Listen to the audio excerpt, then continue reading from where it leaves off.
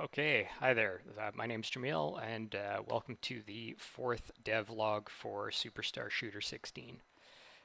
So today I'm basically just going to be giving a bit of an update. We're going to check in on the roadmap. I'm going to do a little bit of a challenge today. I've ramped up the difficulty on this game quite a bit, so I'm going to do a playthrough of the first level as it is right now, and see if I can beat my own game. And after that, there's going to be three different Unity tutorials. One is about a new aiming algorithm that I've made for the enemies, makes the game a little tougher. A little bit of a trick I came up with for preventing the player from just flying in a straight line. And then it's going to be a little bit of a Unity tutorial, probably be more just thoughts and discussion on using meshes versus particle systems, and then we'll do the usual plans going forward. So let's jump into the roadmap. I've tweaked the roadmap a little bit just to have this percent complete so that we can see what's being done and what hasn't been, etc.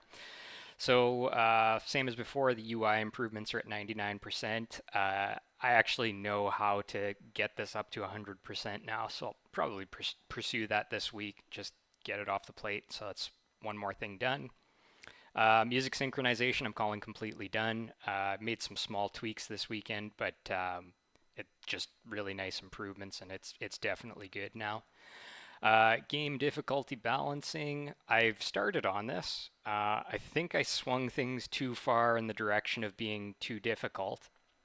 And given that I'm going to add new enemies and variants of those of existing enemies, it's going to be hard to have all the game balancing done until that's done. So I'll probably move it lower down the list in terms of priorities. Score system balancing, I have taken care of the big issues there, so that's pretty well done. We'll have to see how it goes with when people start playing the game more and how the high scores shake out, but I think it's been a huge improvement, and it was a relatively easy win. New enemies.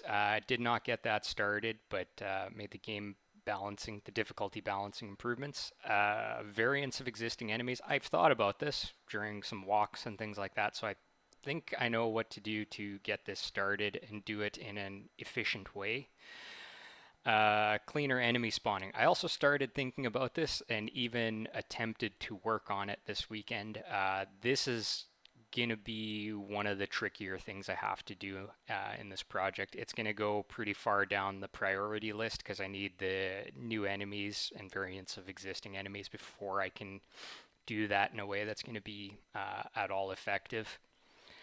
More SFX and SFX variety still on the list. I'm looking forward to doing that one. We'll see. I might switch over to that if I need a breather at some point, but for now, it's kind of low priority, but it will be a lot of fun. VCS port, I'm marking it as 5% done. I put in the request to get a dev kit. It'll show up eventually. Leaderboards haven't started. Trailer and VCS store assets. I've moved this to the bottom of the list. I don't think there's much point in making a trailer unless the new enemies are included in it and the variants and all of that. I want the game to look as true to the more or less final product as possible.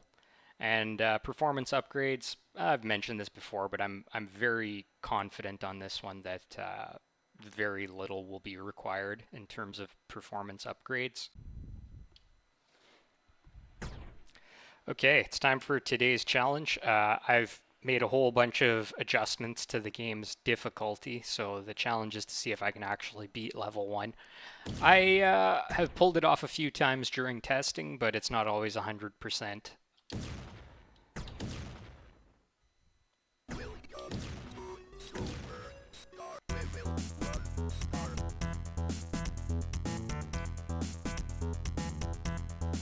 So you'll notice these white bricks always spawn in wherever I'm facing.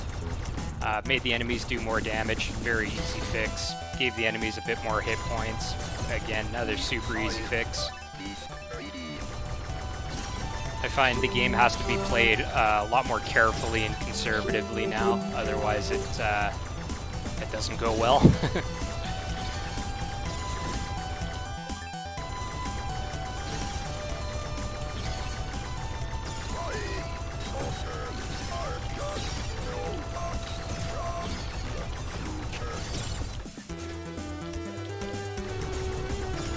So these flying saucers, I actually upgraded their attack. It's using a particle system now. That's why they look so flashy. I don't know, I find it just matches the game's aesthetics a little better. Oh boy, this is getting dicey. So if you use the boost, you're temporarily invulnerable. But I'm real vulnerable right now. Let's keep trying here. Get a little extra shield.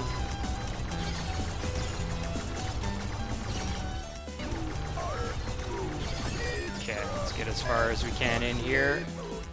Boost. Oof.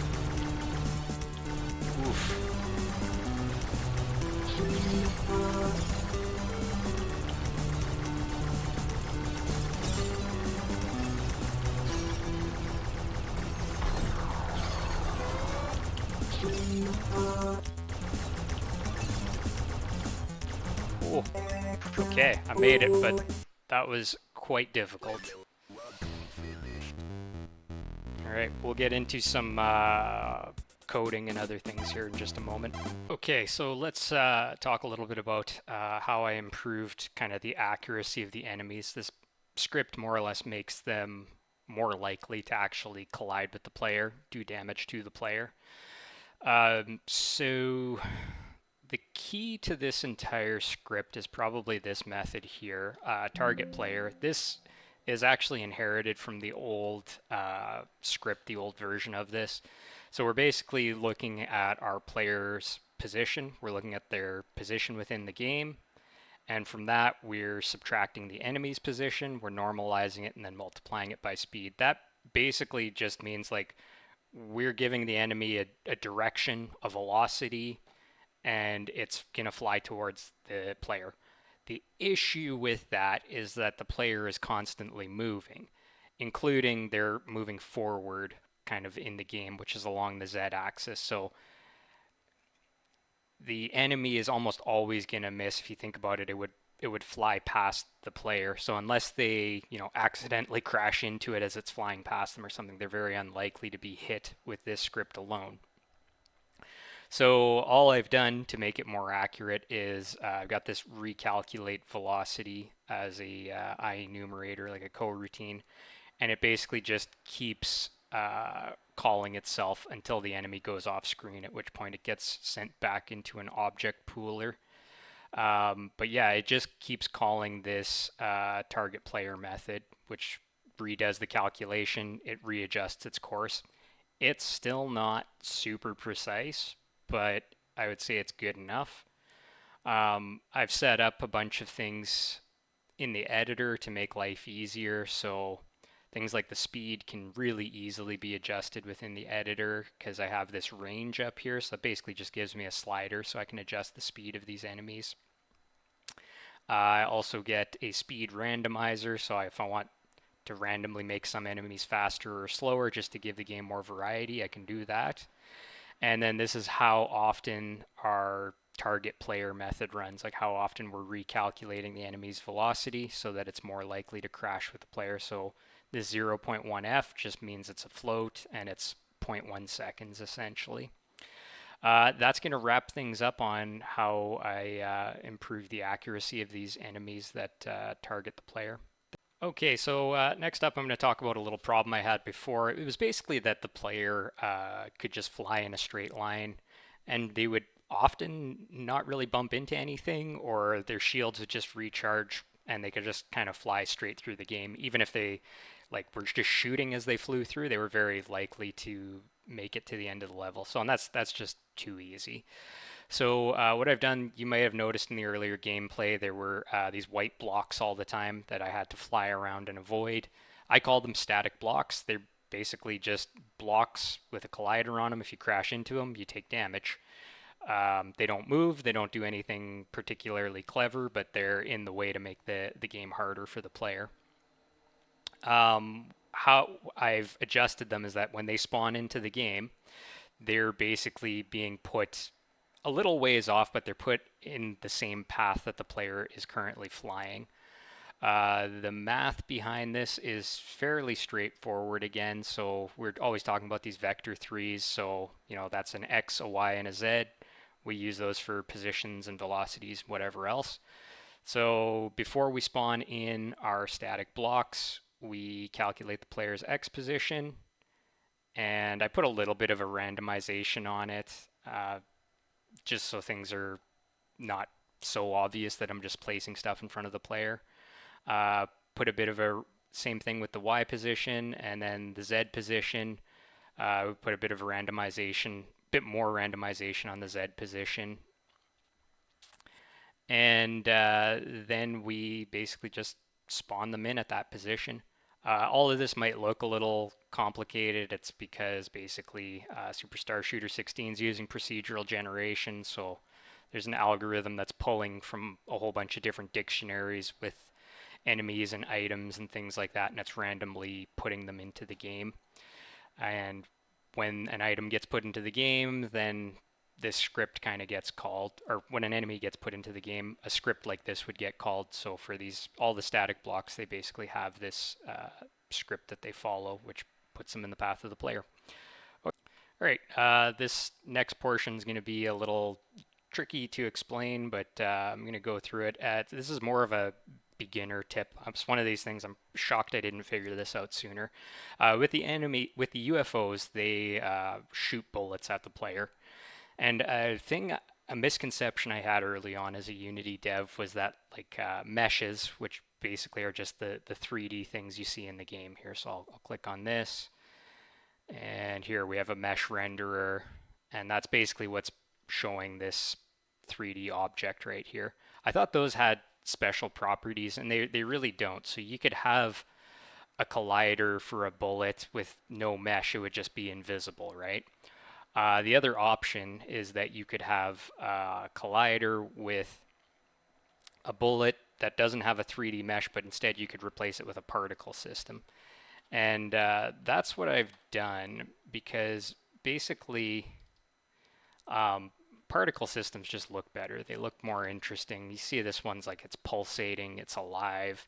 This was actually designed by an artist, and I pulled it off the Unity asset store. So it's a bullet, it doesn't have a mesh, but it has a particle system instead to give it its visuals, and I think it makes the gameplay experience far more enjoyable, in my opinion, when you have little flashier graphics.